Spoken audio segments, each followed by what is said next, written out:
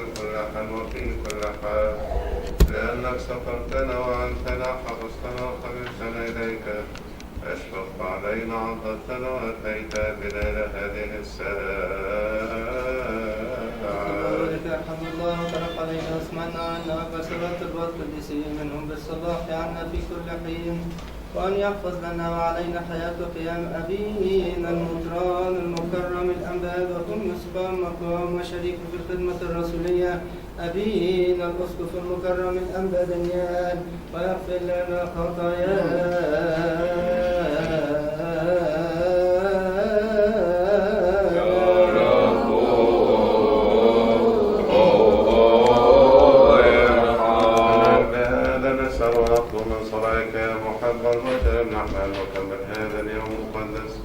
وكل أيام حياتنا بكل سنة مع خوفك كل وحسن كل تجربة وكل فعل الشيطان مؤامرات الناس والأشرار قيام الأعداء الخفي والظاهر زحفها عنا وعن سائر شعبك وعن هذه الكنيسة وعن بناتك الذين يتكرسون الخدمة أما الصالحات والدافعات ارزقنا إياها أنت الذي أعطيتنا السلطان ندوس الحياة والعقارب وعلى كل قوات العادة.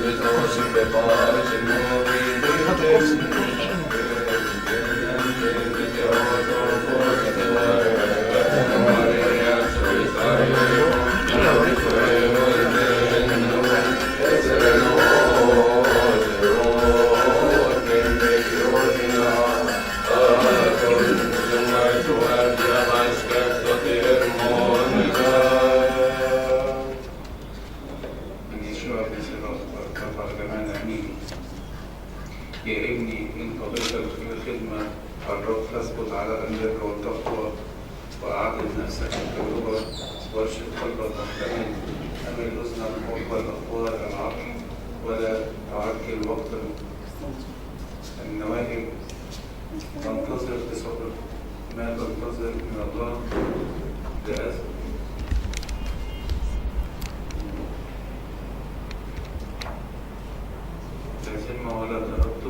ولا ترتد لكي تزداد حياة في أواخرك مهما نابك فاقبله وكن صابرا على ظروف اتضاع فإن الذهب يمحص في النار والمرضيين من الناس يمحصون في أتون الاتضاع آمن به فينصرك قوم طرقك وأمنه واحفظ مخافته وابقى عليها في شيخوختك أيها المتقون للرب انتظروا رحمته ولا تحيدوا لئلا تسقطوا أيها المتقون للرب آمنوا به فلا يضيع آخركم أيها المتقون للرب أملوا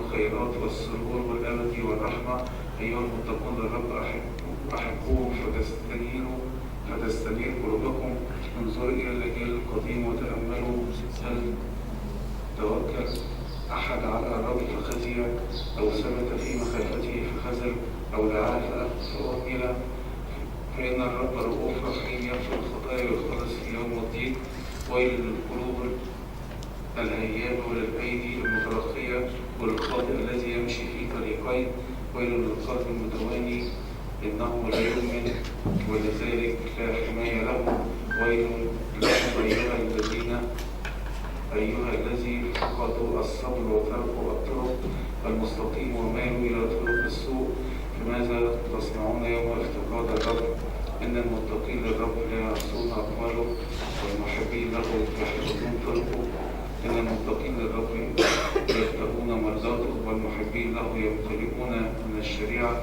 إن المتقين للرب يهيئون قلوبهم ويخضعون أمام نفوسهم إن المتقون للرب يحفظون الوصايا ويسرون إلى يوم افتقاده قائلين إن لم نقع في يدي الرب لا في أيدي الناس لا يحمده على قدر عظمته.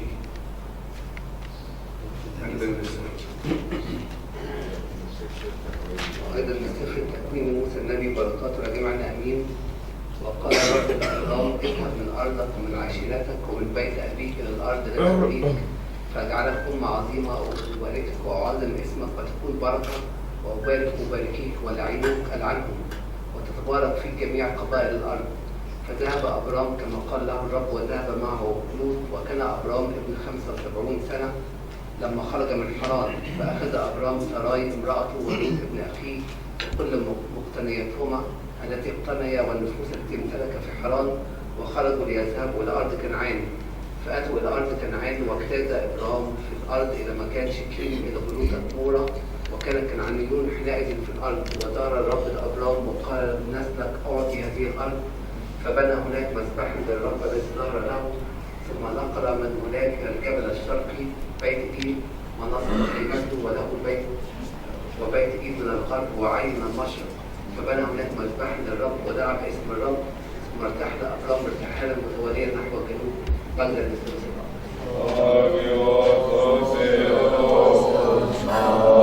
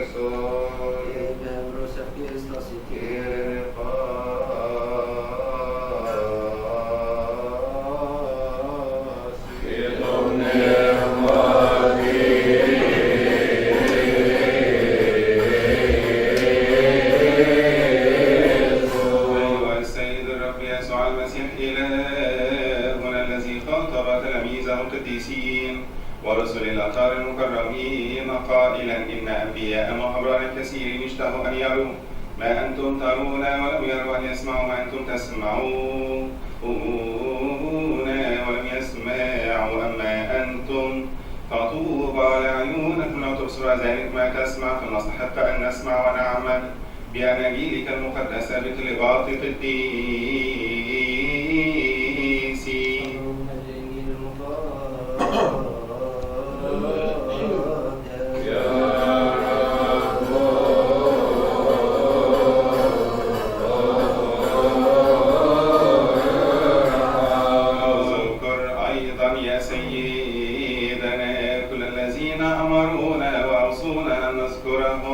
في سؤالاتنا وطلباتنا نرفعها إليك يا رب إلهنا الذين سبقوا فرقدوا يا رب نيحهم المرضى يا رب اشفيهم لأنك أنت وحياتنا كلنا خلاصنا كل رجاءنا شفاؤنا كلنا وقيامتنا كلنا وأنت الذي نفسك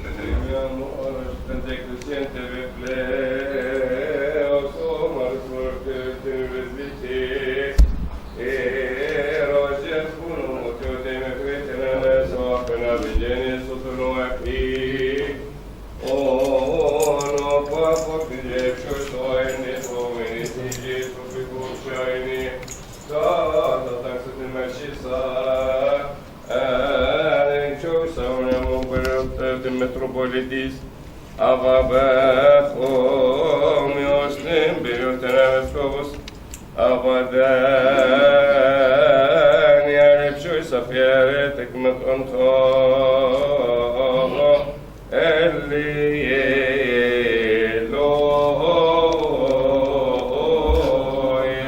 Stosite metavovo Theoako Sumento Agio Evangelium. Franz in dem Gott Kyria Logasontuka Tamatrakio Evangelius Wanagnosman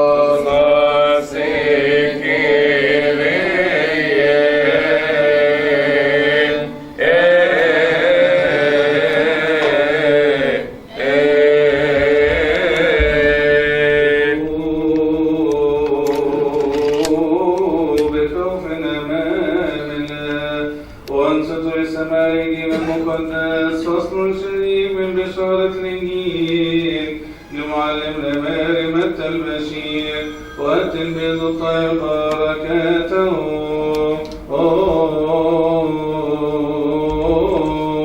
على جميع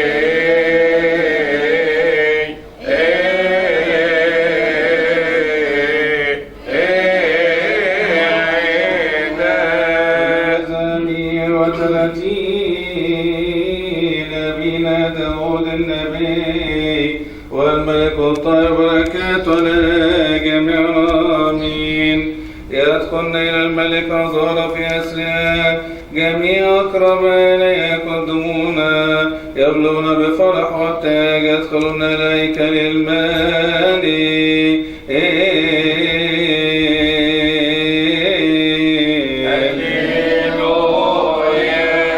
وليرفعوا في كنيسة شعبي وليباركوا على مجارب الشيوخ لأنه جعل لبوة مستنخرا في أبصر المستقيمون ويفرحون. أقسم الرب ويندم أنك أنت هو الكامل أبدا على تقسيم الكيس صدرك يا أبينا المطران القول مقام الأنباء بكميوس وأبينا الأسقف المكرم الأنباء دانيال الرب يحفظ لنا حياتكما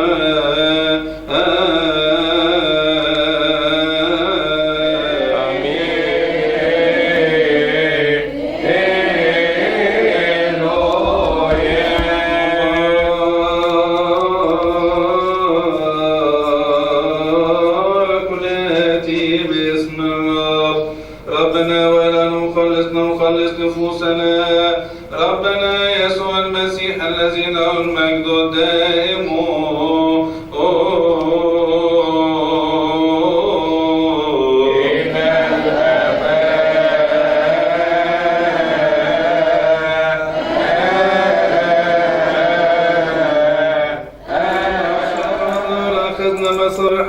وخرجنا للقاء العريس، وكان 5 منهن حاكمات و5 جاهلات. أما الجاهلات فأخذنا وصبحهن ولم يأخذن معهن زيتا، وأما الحكيمات فأخذن زيتا في أنيتهن مع مصابيحه. وفيما أبطى العريس نعسن جميعهن ونمنا. ففي نصف الليل صار صراخا ووزى العريس مقبلا فأخرجنا للقائه. فقامت جميع أولئك العذارى وأصلحن مصابيحهن. فقالت الجاهلات للحكيمات أعطينا من زيتكن فإن مصابيحنا تنطفئ. فأجابت الحكيمات قائلات لعل لا يكفي لنا ولكنا، بل اذهبنا إلى الباع وابتعنا لكنا. وفيهم ذاهبات ليبتعن جاء العريس والمستعدات. دخلنا مع العرس وغلق الباب. أخيرا جاءت بقية العذارى أيضا قائلات يا سيدي يا سيدي افتح لنا. فأجاب وقال الحق أقول لكم إني ما أعرفكن. فاسهروا إذا لأنكم لا تعرفون اليوم ولا الساعة التي يأتي فيها ابن الإنسان.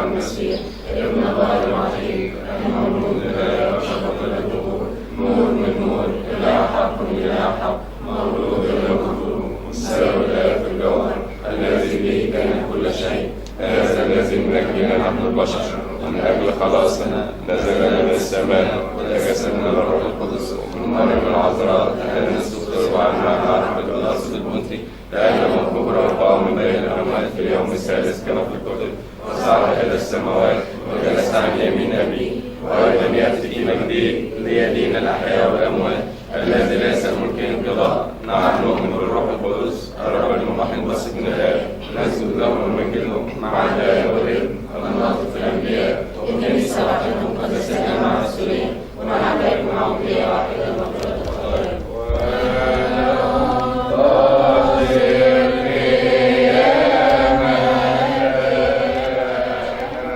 ثبت أساس الكنيسة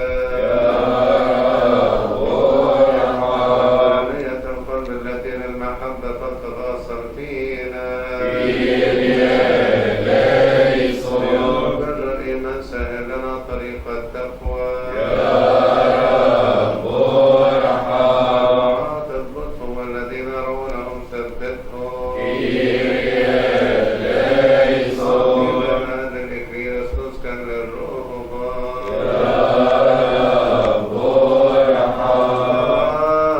للذين في البتولية حياة صالحة للمتزوجين للذين في التوبة صلاحا للأغنياء للفضلاء معونة للمساكين قوهم والذين في الحداثة أدبهم المؤمنين ردهم لتنقضي افتراقات الكنيسة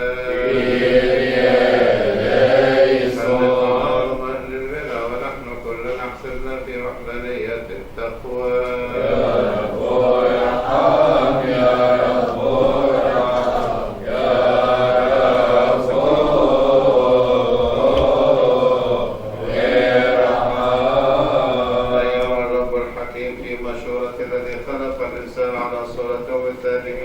ذكرا وأنثى خلقهم على صورته وطبعهم البركة نسألك يا رب اسمعنا وارحمنا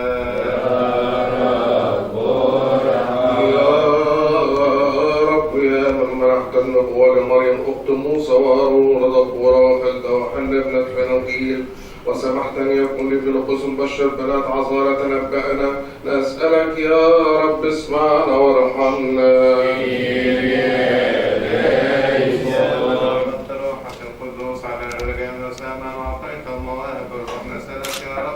اسمعنا وارحمنا. يا رب يا من سمحت أن ترسل مريم المجدلية لتخطرس القديسين بقيادتك المجيدة، يا من سمحت أن تكون في شماسة في كنيستك المقدسة، نسألك يا رب اسمعنا وارحمنا.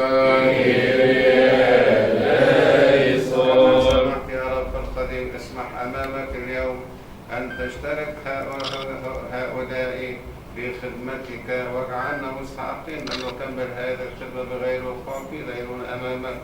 أفض نعمة روحك القدس عليهم بالنعم والرأفة ومحبة البشر، ألا وقت ابنك الوحيد ربنا وإلهنا مقدسنا يسوع المسيح. يا رب الإله الذي لا ترفض النساء اللاتي يقدمن ويقدمن أنفسهن باتفاق المشيئة الإلهية ليخدمن بنية صالحة، بل سمحت أن تدعوهن خادمات لك. أعط نعمة الروح القدس لإماك اللاتي يرغبن أن يقدمن أنفسهن لك ليتممن خدمتك، كما منحت نعمة هذه الخدمة لعبدتك فيبي التي دعوتها للعمل في كنيستك، فكانت معينة لعبدك بولس الرسول. أخذ عليهن مواهبك المقدسة بالنعمة والرفاق البشرات ابنك الوحيد ربنا مخلصنا يسوع المسيح.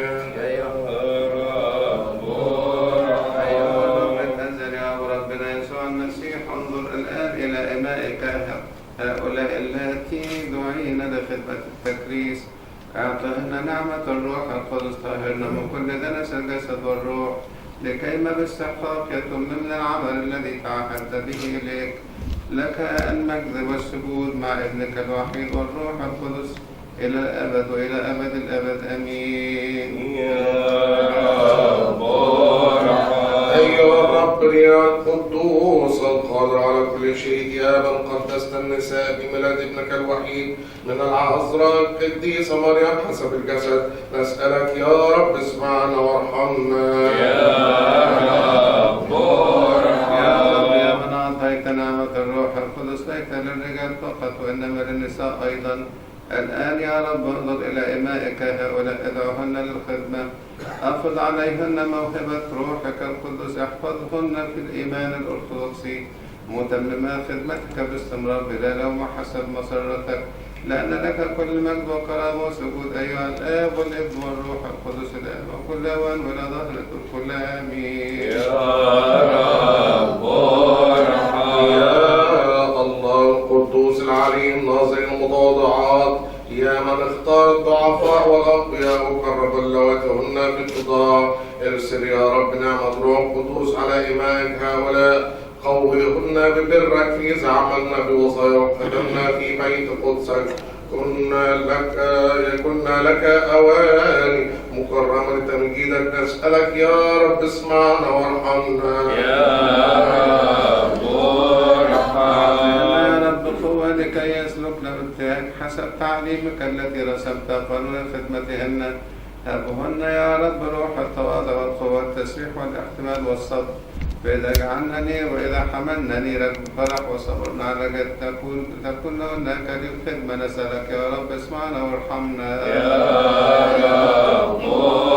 نعم أيها الرب العارف بضعفنا، كمل إيماءك ليقمنا بخدمة النساء ويفتقدن المريضات والغائبات عن الكنيسة، ويقمنا بخدمة الفقيرات والمحتاجات، ويساعدنا في يوم عماد النساء الكبيرات، ويعلمنا الموعظات ويرتبنا النساء في الكنيسة، قويهن للبنيان والمثال الصالح، قدسهن أنرهن، أعطهن حكمة لأنك مبارك وممجد الآب والابن والروح القدس، نسألك يا رب اسمعنا وارحمنا. استمع يا رب الصلوات وارسل عليهن بركة من الروح القدس لكي يتممن خدمتك بغير وقوف في ديننا ويقدمنا مثال الحياة المقدسة. باركهن هؤلاء التي اشتريتهن بالدم الثمين، نسألك يا رب اسمعنا وارحمنا. الرب نطلب عن سلام الكنيسة المقدسة الجامعة الرسولية من الرب نطلب. عن خدمة النساء في الكنيسة، الفقيرات والمريضات والموعوظات من الرب نطلب. على المتقدمات إلى خدمة التكريس بتزكية من قدمهن لكي ما يمنحهن الرب نعمة وقوة ويبارك خدمتهن كما بارك خدمته للمقدمين من قبل من الرب نطلب. اللهم اجعلنا مستحقين أن نقول بالشكر يا أبانا الذي في السماوات يتقدس اسمك ليأتي ملكوتك تكن مشيئتك كما في السماء كذلك على الأرض. أعطنا اليوم خبزنا كما نحن نعطي عن الذين إليك ولا تدخلنا في سكر ولكن نجنا من الشرير بالمسيح يسوع ربنا لأن لك الملك والقوة والمجد إلى الأبد آمين.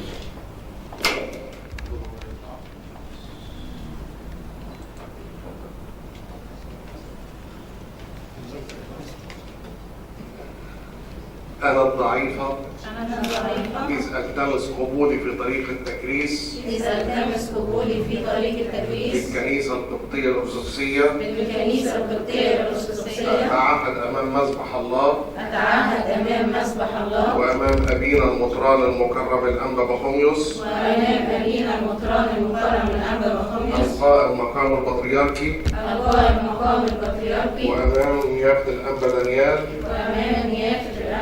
أن ألتزم بوصايا الكتاب المقدس والعقيدة القبطية الأرثوذكسية وممارسة الاعتراف والتناول وجهادات الحياة الروحية والأمانة في المسؤولية وحسن التعامل مع الغير والخضوع للرئاسة الكنسية ممثلة في قداسة البابا البطريرك ونيافة أبينا المطران القائم مقام ونيافة أبينا الأسقف وإني إذ ننال بركة ارتداء زي التكريس اليوم الموافق 19 توت 1729 للشهداء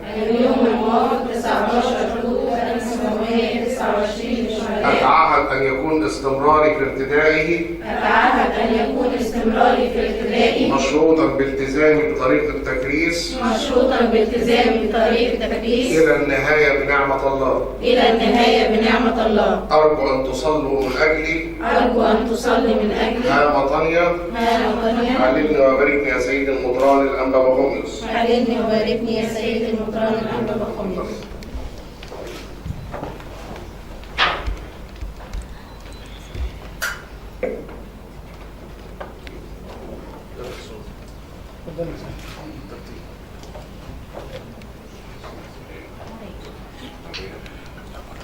مريم مكرسة في كنيسة الغالين بالدم الثواب ونوت بالمروت جابروت يسقي فندقرات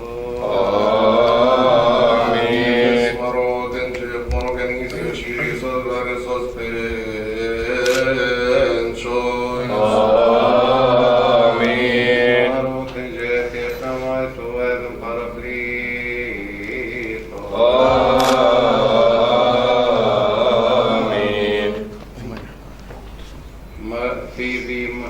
مكرسة في كنيسة الله المقدسة الجامعة الرسولية الأرثوذكسية بين أوران مليون مشينا بالنوم الثواب ونوت في المروت جيبروت يلقي فندق آمين آمين مرغنيس شيري صدر صدبين شوي آمين جاءت يفهم الثواب فرقليك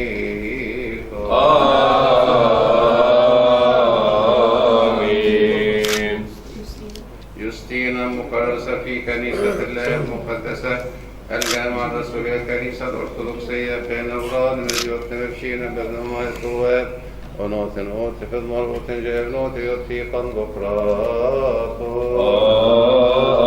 آمين تسمروا تنجيب مرغنيس شيري صدر صدفين شوي آمين يفتم ثواب فرقليك آمين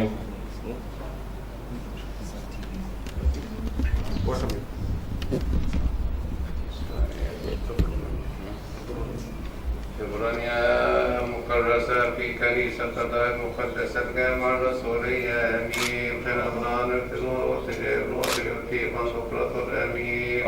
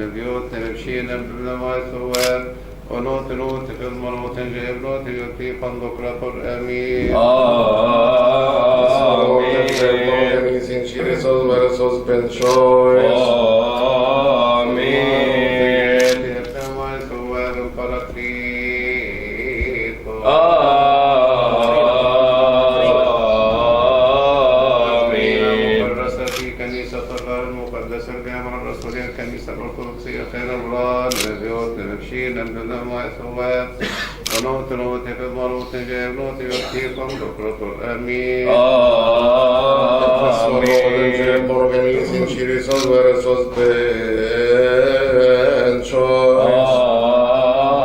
آمين جادي كما ثواب فرقليط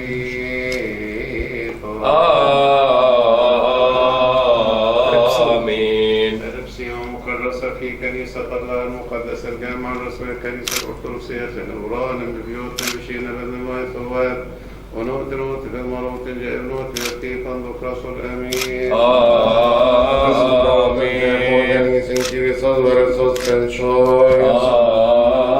آمين جادي كما ثواب فرقليط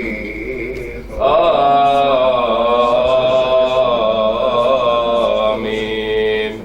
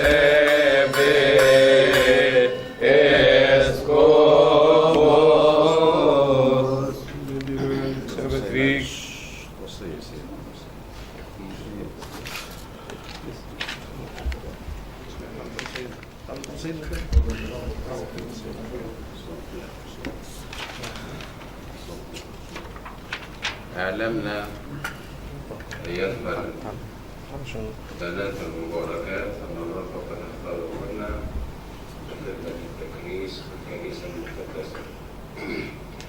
احفظنا الوصية احرصنا أن تكن بلا لوم، أن تحفظنا ثوب التكريس بلا عيب، امتلك منكم بالتسبيح،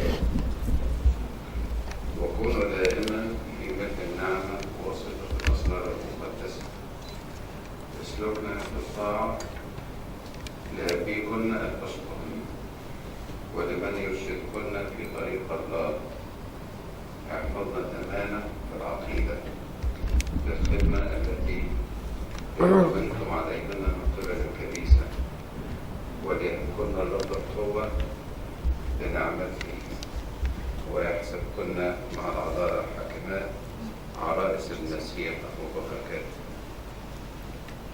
مبارك، ربنا يبارككم. عاوز أقول لكم أكتر حاجة تنجح الأخوات المكرسات في الخدمة محبتهم لبعض. كل ما تحبوا بعض أكتر كل ما هتنجحوا في الخدمة، هتتعزوا بالخدمة وهتثمروا في الخدمة وهتقدموا قدوة طيبة. أقول لكم اختباراتنا طبعا مع بناتنا، كل ما يحبوا بعض ويحرصوا عن الشلالية، كل 2-3 يتجمعوا مع بعض يبقى ليهم منهج لوحدهم بنسميها الشلالية في الخدمة. ما يكونش فينا شلالية، نحب بعض، نحافظ على الندور، الطهارة، الفقر، الحياة البسيطة، الطاعة لأبونا المرشد الروحي ولأبونا الأسرة، الالتزام في الخدمة، لأن احنا مدعوين للخدمة. الخدمة بذل وعطاء، كل ما نبذل كل ما احنا نتعزى بالخدمة، وكل ما الناس اللي حوالينا يحبونا ونحبهم. عشان كده البذل والخدمة الأمينة والالتزام. طبعا احنا أبونا الأسر بيوزع علينا الخدمة، لكن مش هيبقى كل يوم عملتوا ايه وضبطوا ايه، لازم احنا يكون عندنا روح الالتزام. طبعا احنا جينا بإرادتنا، لكن جينا لكي ما نحمل الصليب بإرادتنا. فاحنا واحنا كنا بنات في البيت كنا حرين نخرج ندخل نلبس، لكن دلوقتي احنا ملتزمين بالنظام، ما نخرجش غير بإذن الأسر، ما نتأخرش عن مواعيد الدار، بنلتزم بالمنهج الروحي اليومي، المزامير، التسبحة، القداسات، الصلوات، ويبقى فيه احنا بنتخلى عن الحرية الشخصية لكي ما نفرح بقيود الإنجيل. بنسميها بنتخلى عن الحرية الشخصية لكي ما نتعزى بقيود ايه؟ الإنجيل. يعني احنا الأول كنا أحرار، دخلنا دلوقتي في القيود، ما نخرجش، ما نلبسش لبس معين، نقوم بخدمة. فاحنا قابلنا القيود دي بفرح، بنسميها قيود الإنجيل. فاحنا اتخلينا عن الحرية بتاعتنا من أجل التمتع بقيود ايه؟ الإنجيل. المحبة، الالتزام بالندور، بنظام البيت، الفرح في قيود الإنجيل. ربنا يبارككم ويكون معاكم، وربنا يبارك خدمة سيادة المدنيال، بيحبكم محبة كبيرة وتكونوا معاونين ليه. طبعا طاعة الأب الأسقف ضرورية جدا لسلامكم والفرحكم بالخدمة. ربنا يبارككم ويكون معاكم ونسمع عنكم كل خير. امين. احنا نشكر سيدنا نيابتك كثيرا جدا، اولا على قيادتك الحكيمه للكنيسه. كل الناس بتقول يعني حكمه عظيمه جدا وبهدوء، ونشكر نيابتك انه حققت لينا حاجات في المنطقه عندنا ما كناش نحلم بيها. بس انت الاباء الكهنه والجدد دي كنا بنحضرها بقالنا سنين طويله. المكرسات دول بقى فيهم منهم 30 سنه و20 سنه. فاحنا بنشكر نيابتك على تعبك ومجهودك وجاي بدري ويعني من اجل الكنيسه كلها، وربنا يعوض نيابتك بالكثير. Amén. Aleluya. Se betrike och jag gjort ner mat i Jesus Johannes von Johanna min och det var det på i morse betröjt. Bekräftas det